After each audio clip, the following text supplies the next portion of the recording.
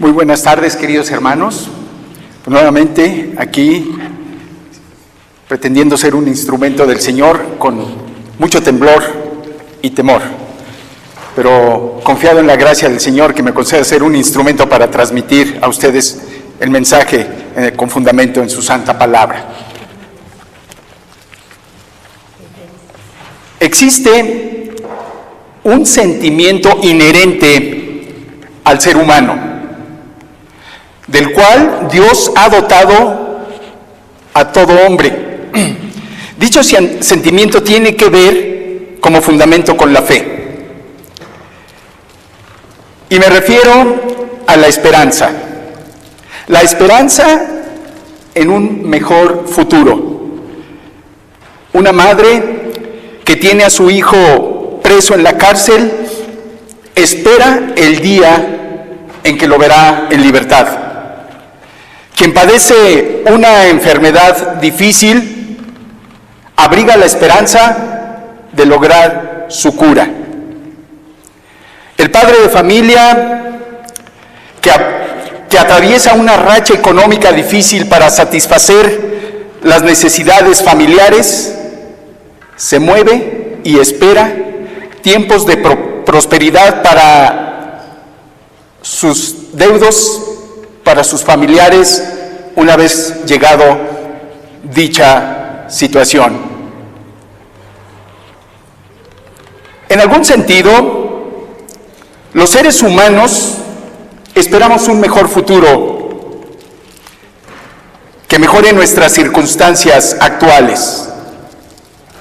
En un sentido espiritual, como creyentes, anhelamos el momento en que veremos cumplida la promesa divina de estar en la gloria de Dios, con el Señor y Salvador de nuestras almas, mirándole cara a cara, en un lugar donde se nos promete que no habrá más llanto ni dolor.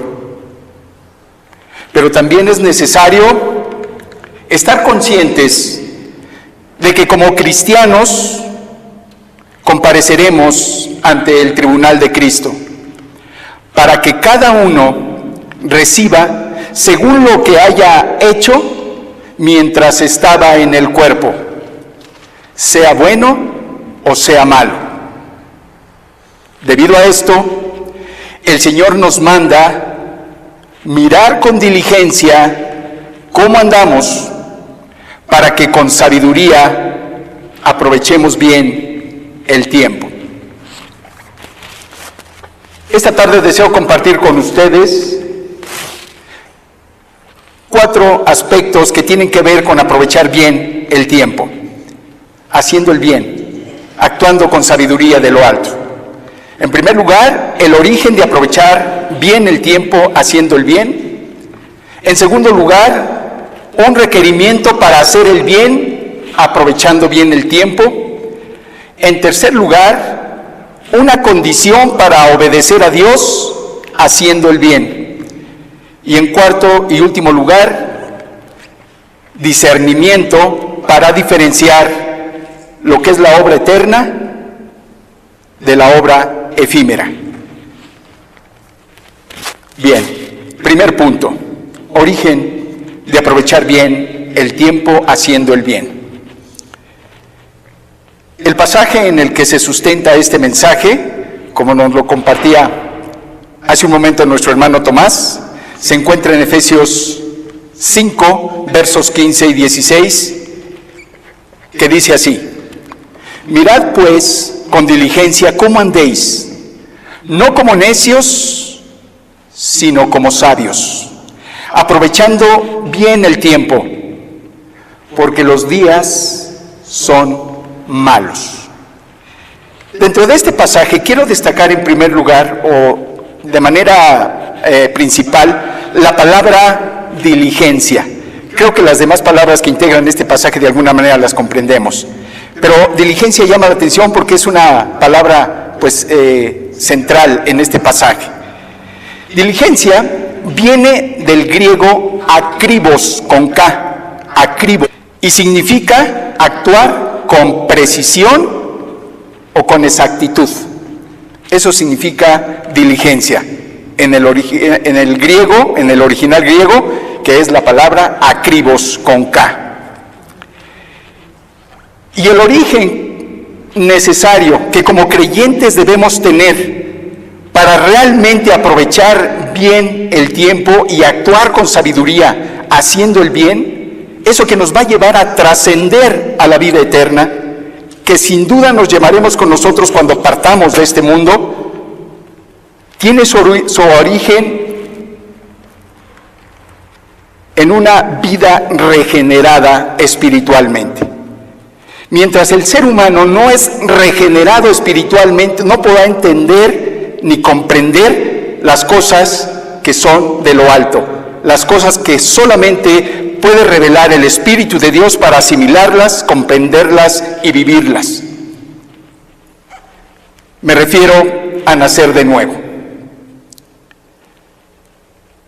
Para discernir, por tanto, lo bueno de lo malo con sabiduría de lo alto, es necesario lo que le dijo el Señor Jesucristo a Nicodemo. Hemos oído más de una vez este pasaje en el Evangelio según San Juan. Este hombre llamado Nicodemo, nos relata la Sagrada Escritura, siendo un rabino, un príncipe entre los judíos, es decir, un principal, un maestro de la ley, fue a ver a Jesucristo de noche y le dice: Maestro, sabemos que vienes de Dios, porque todas estas cosas que tú haces no las harías si Dios no parte. A lo que le contesta el Señor Jesucristo: Nicodemo, de cierto te digo, te es necesario nacer de nuevo para ver el reino de Dios. Este hombre, rabino, hombre conocedor de la ley judaica, entre otros atributos de conocimiento como líder espiritual que era entre los judíos, no comprendió lo que le dijo o lo que le contestó el Señor. Y vuelve a inquirir al Señor y le dice: ¿cómo puede ser esto? ¿Acaso siendo yo ya viejo puedo introducirme por segunda vez en el vientre de mi madre y nacer? El Señor Jesucristo le vuelve a contestar: Nicodemo, de cierto te digo, que el que no naciere de agua y del Espíritu no podrá entrar en el reino de Dios. De manera que esto nos hace confirmar que para tener una mente que pueda comprender los principios, los mandamientos divinos para una vida realmente plena, con sabiduría de lo alto, es necesario ser regenerado espiritualmente. Es necesario nacer de nuevo, como se lo dijo Jesucristo a Nicodemo. Mientras no tengamos esta regeneración espiritual, no podremos hacer cosas que alaben y glorifiquen a Dios, cosas de bien para trascender a vida eterna, sino solamente guiados por el Espíritu de Dios. Nicodemo no entendía siendo un líder religioso. A veces escuchamos el dicho del mundo: todas las religiones son buenas, todas las religiones llevan a Dios, finalmente su objetivo es llegar a Dios. Mentira, eso no es cierto. La palabra de Dios dice que el único medio para llegar a a Dios, es Jesucristo. Él da testimonio de esto y vino a mostrarlo así y lo constató y lo demostró.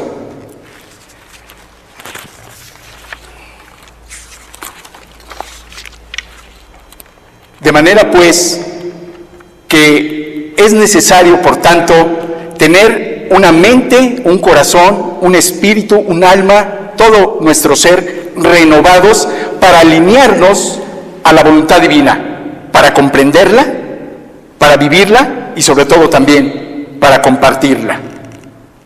Dice el pasaje en el que se sustenta el mensaje de esta tarde: mirad pues con diligencia cómo andéis, Y este mirad tiene de alguna manera esta palabra, mirad pues con diligencia cómo andéis, guarda un paralelismo con ese ver el reino de Dios, del cual le da testimonio Jesucristo a Nicodemo para poder entrar a conocer y vivir lo que es el reino de Dios.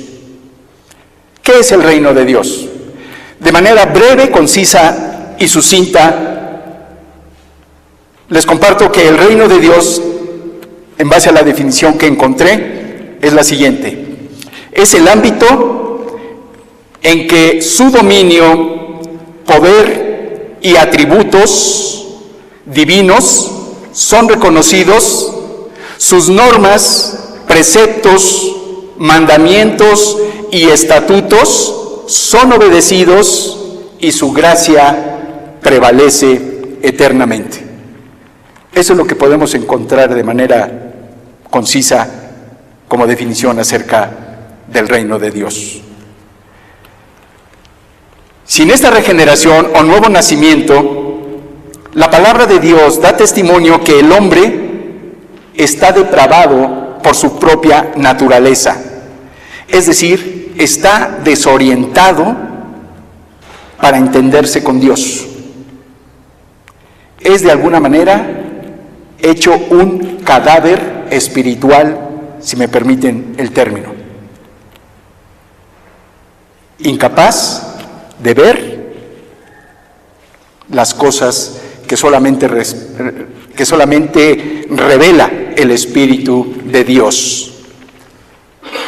Efesios 2:1 en este sentido nos dice que Dios os dio vida a vosotros, a todo creyente, cuando aún estabais muertos en vuestros delitos y pecados.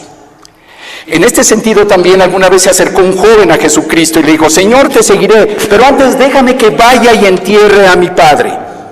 El Señor le contesta: deja que los muertos entierren a sus muertos, y tú ven y sígueme.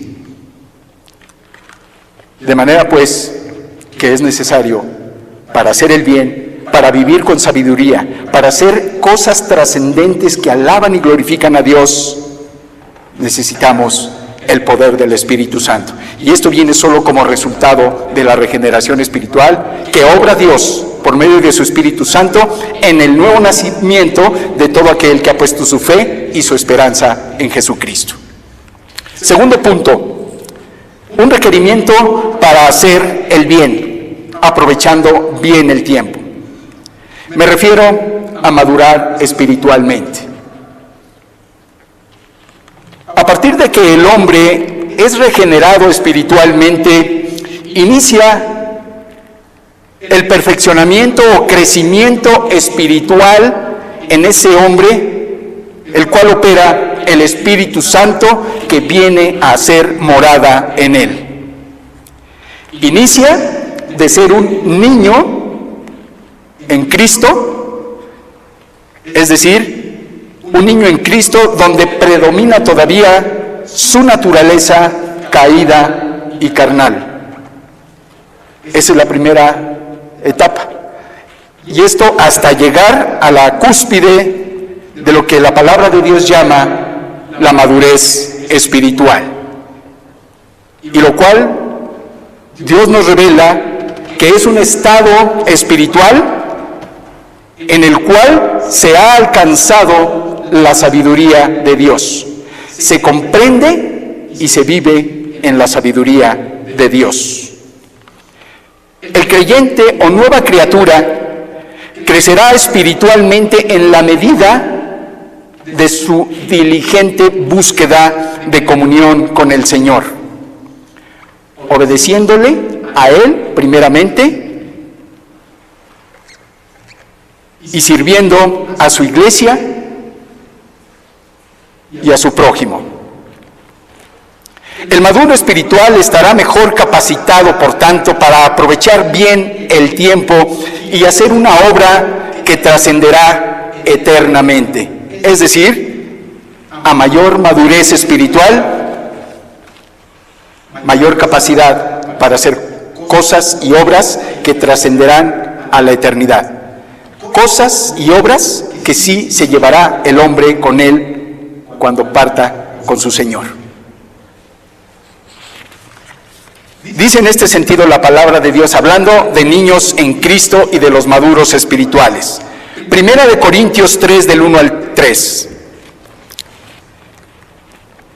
De manera que yo, hermanos, no pude hablaros como a espirituales, sino como a carnales, como a niños en Cristo.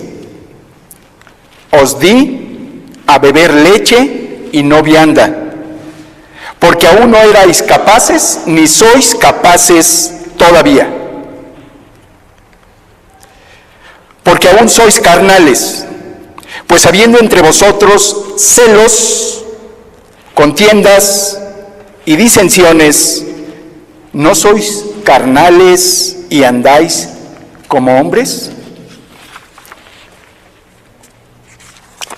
Y en esta misma epístola se refiere también a la madurez espiritual, en Primera de Corintios 2, 6 al 7. Si gustan, no lo busquen, la traigo aquí anotada. Dice así: sin embargo, hablamos sabiduría entre los que han alcanzado madurez, y sabiduría no de este siglo, ni de los príncipes de este siglo, que perecen, mas hablamos sabiduría de Dios en misterio, la sabiduría oculta, la cual Dios predestinó antes de los siglos para nuestra gloria. Vemos aquí que la sabiduría es de los maduros espiritualmente, la sabiduría de lo alto. Esa sabiduría que sí nos permite aprovechar bien el tiempo, hacer el bien, hacer obras que trascienden eternamente y sobre todo que dan gloria, honra y alabanza a Dios. Tercer punto, una condición para obedecer a Dios haciendo el bien.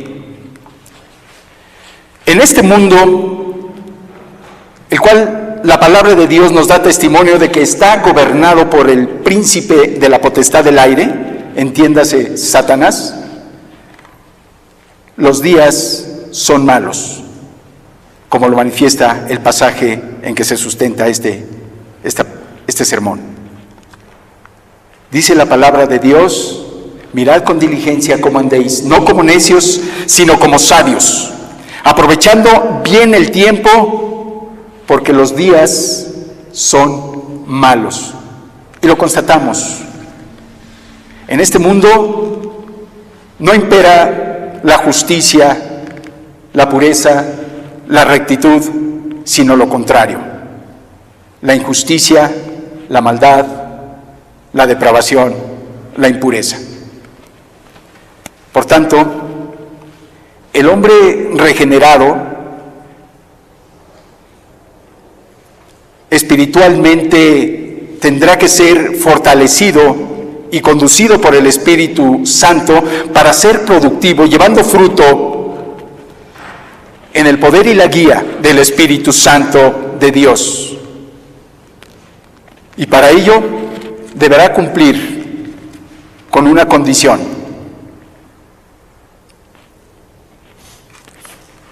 esta condición es no conformarse a este siglo. La palabra que se usa en la Sagrada Escritura para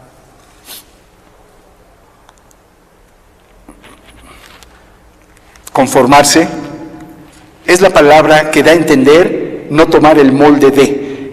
Sería como el efecto de vertir líquido en un recipiente y ese líquido va a tomar la forma de ese recipiente. Si el recipiente será cúbico, pues tomará la forma de un cubo.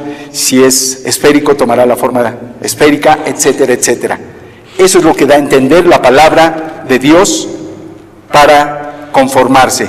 De manera que como creyentes no debemos permitir esa incidencia constante que pega de manera cotidiana por el mundo hacia la fe del creyente tratando sutilmente de vendernos aquello que es contrario a la voluntad divina, aquello que nos aleja de Dios y terminaría haciéndonos aliados del mundo.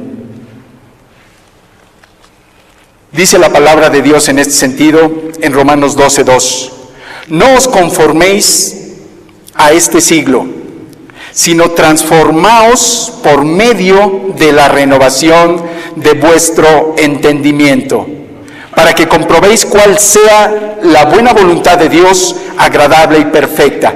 ¿Cuánto tiempo pasas tú y paso yo leyendo, conociendo y sobre todo viviendo la palabra de Dios para tener esta renovación de entendimiento? Que es lo único que nos puede blindar contra el pecado y contra las sutiles tentaciones de un mundo que no le interesa hacer la voluntad divina en su gran mayoría, que quiere ir por su senda, la que él determina, alejado totalmente de los principios, de los mandamientos y de la santidad divina. Solamente la palabra de Dios nos dará renovación espiritual. Nos dará una mente renovada, fortalecida en el conocimiento de la verdad, con la iluminación que solamente el Espíritu Santo de Dios nos puede otorgar para tomar decisiones sabias, andando en este mundo en obediencia a Dios y haciendo cosas en lo espiritual que le glorifican y, vuelvo a insistir, que trascenderán a vida eterna. Llama mi atención un pasaje que está en Proverbios 23:7 y habla acerca de que el hombre actúa de acuerdo a lo que hay en su corazón. Según piensa el hombre, dice la palabra de Dios en Proverbios, tal es él. Proverbios 23:7a, la primera parte de este versículo. Dice así: porque cuál es su pensamiento en su corazón, tal es él. Por poner nada más un botón de muestra, viene a mi mente lo que está operando el gobierno del Distrito Federal de unos años a la fecha. En años recientes, el gobierno del Distrito Federal ha aprobado leyes que inciden contra la familia y la vulneran en temas como el aborto, el matrimonio entre parejas del mismo sexo y la próxima ya aprobación del consumo de marihuana. Si analizamos, estos tres aspectos inciden directamente y vulneran a la familia. Vemos ahí el ataque del enemigo. Pero en aras de la modernidad, la Ciudad de México es una ciudad moderna. ¿No fue acaso condecorado el jefe de gobierno pasado como el mejor alcalde del mundo? Precisamente por este tipo de decisiones modernas para el desarrollo humano, pero que claramente van no solo en contra de las leyes naturales, sino en franca oposición a los designios divinos. ¿Qué dice la Biblia acerca del aborto? Sencillo. Uno de los mandamientos dice: no matarás. Y lo veamos con la justificación que procuremos darle al aborto, es un homicidio, es un asesinato. La Biblia dice: no matarás. ¿Qué dice acerca del matrimonio entre parejas del mismo sexo? En primer lugar, dice la Biblia: dejará el hombre a su padre y a su madre, y se unirá a su mujer, Hombre y mujer son los designios divinos para el matrimonio. Y otro pasaje que se encuentra también en 1 Corintios 6, del 9 al 10, hablando sobre este mismo aspecto, dice así: ¿no sabéis que los injustos no heredarán el reino de Dios? No erréis, ni los fornicarios, ni los idólatras, ni los adúlteros, ni los afeminados, ni los que se echan con varones, ni los que se echan con varones, ni los ladrones, ni los avaros, ni los borrachos, ni los maldicientes, ni los estafadores heredarán el reino de Dios. Primera de Corintios, capítulo 6, versos 9 y 10. Como creyentes, queridos hermanos, debemos ser diligentes para poner freno a esta obra del enemigo en aras de la modernidad. ¿Cómo? Ahí desde tu trinchera, compartiendo la verdad, compartiendo la voluntad divina para ser instrumentos para frenar esto en alguna medida. El creyente debe ser diligente para decidir con sabiduría de lo alto qué aceptar y qué no aceptar, qué debe rechazar, y no por convicción propia, sino por amor al Altísimo, Dios justo, santo y verdadero. Cuarto y último.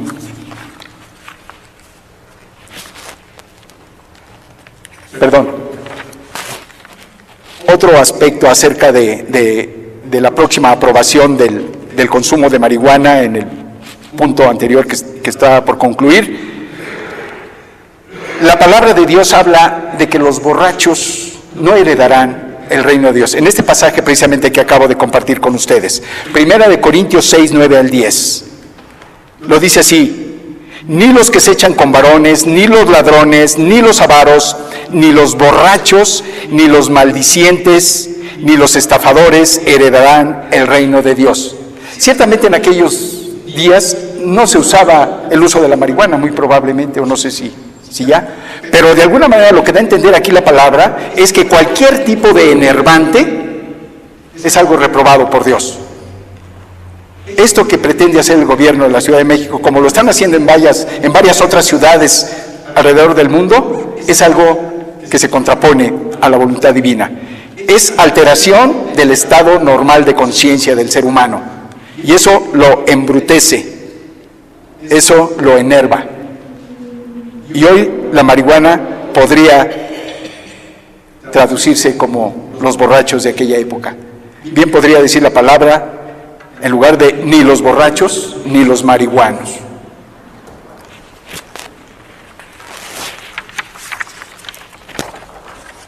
Ahora sí, cuarto y último punto. Discernimiento oportuno para diferenciar la obra trascendente y eterna de la obra vana y efímera. Dos aspectos fundamentales. ¿Cómo diferenciar la obra que es trascendente, que glorifica a Dios, de lo que es vanidad y efímero, que quedará en esta tierra y se deshará? Cuando el hombre renovado, siendo iluminado por el Espíritu Santo, toma conciencia de lo frágil y efímero que puede ser su existencia en este mundo, redime su tiempo aprovechándolo sabiamente para hacer obras que glorifican a Dios y trascienden cuando Él parta de esta tierra a la presencia del Padre Celestial, del Señor y Salvador de su alma. Evita, por otro lado, realizar lo frívolo o vano que resulta temporal, como lo es su propia vida en esta tierra. Quienes tuvimos la oportunidad de conocer a nuestro querido hermano Lalo Ayala, hoy lo extrañamos.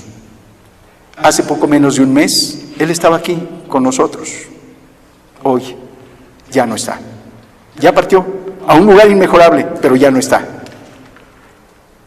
La vida es vulnerable. La vida es frágil. Hoy estamos aquí, mañana no sabemos. De manera que Dios nos previene que andemos no como necios, sino como sabios, aprovechando bien el tiempo, porque los días son malos. Impera la maldad cada día en la vida del creyente y debe estar armado con la armadura de Dios para enfrentar esa maldad del mundo cada día. Cada día vamos a tener una lucha en contra del mal. A veces vienen pruebas y a veces llegan tantas que no sabemos ni por dónde nos llegan, a tal grado que ya no sentimos lo duro, sino lo tupido. Y hay quienes pueden dar testimonio de esto entre los presentes. Satanás está obrando, hace bien su ministerio y nos pone a prueba delante de Dios para ver cómo reaccionamos. Pero tenemos el recurso, el poder de Dios por medio de Jesucristo, cuando Él nos promete, porque todo lo puedo en Cristo que me fortalece. Dice en este sentido la palabra de Dios acerca de lo efímero y lo frágil de la vida humana. Santiago 4, 13 y 14. Si gustan, se los leo para que no lo busquen. Vamos ahora, los que decís, hoy y mañana iremos a tal ciudad y estaremos allá un año, y traficaremos y ganaremos, cuando no sabéis lo que será mañana. Porque, ¿qué es vuestra vida? Ciertamente es neblina que se aparece por un poco de tiempo y luego se desvanece.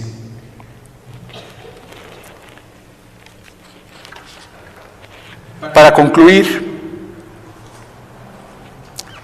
exceptuando al Señor Jesucristo, el ser humano más sabio sobre la faz de la tierra, quien gozó de salud, riqueza y esplendor, expresó lo siguiente: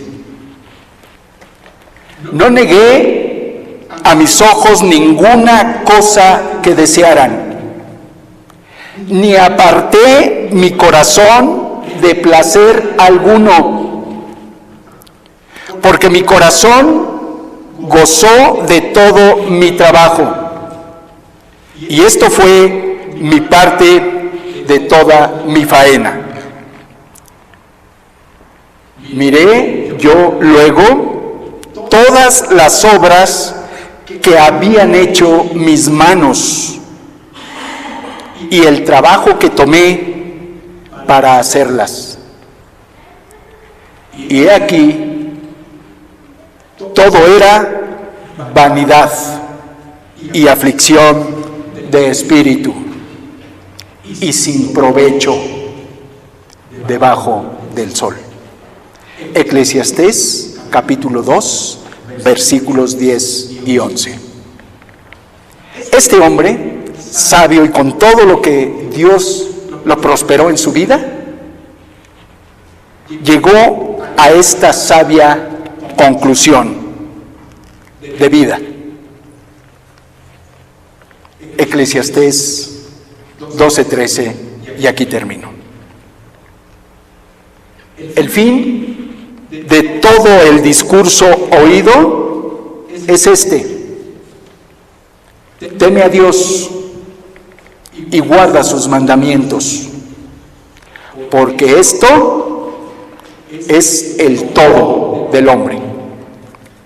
Eclesiastés 12:13. Queridos hermanos, vivamos pues sabiamente, aprovechando bien el tiempo, porque los días son malos. Tomemos como referencia de orientación estas palabras del rey Salomón y también lleguemos a la conclusión de que todo aquello que no se hace para glorificar a Dios terminará por ser algo frívolo, pasajero, algo sin provecho debajo del sol. Oremos.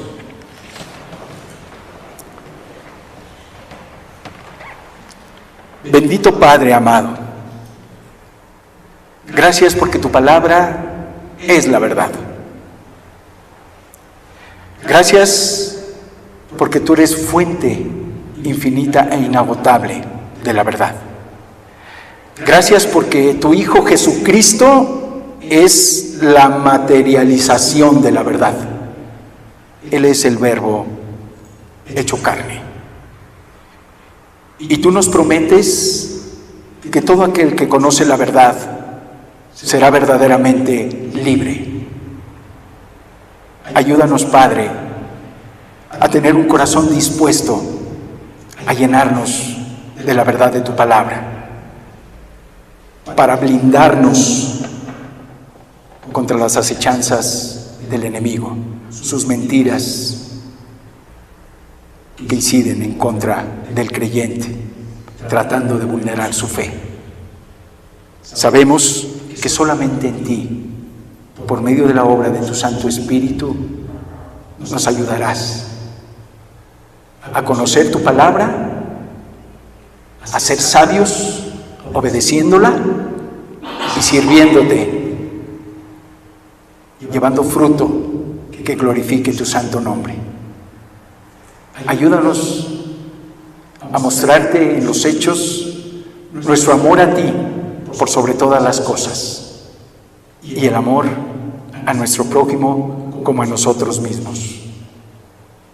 En estos dos mandamientos se resume la ley y los profetas, la verdad que tú has revelado al hombre. Padre bendito, gracias porque en ti lo podemos, porque todo lo podemos en Cristo que nos fortalece. Te alabamos y te agradecemos por ello en este mismo precioso y bendito nombre de tu Hijo unigénito, Jesucristo. Amén.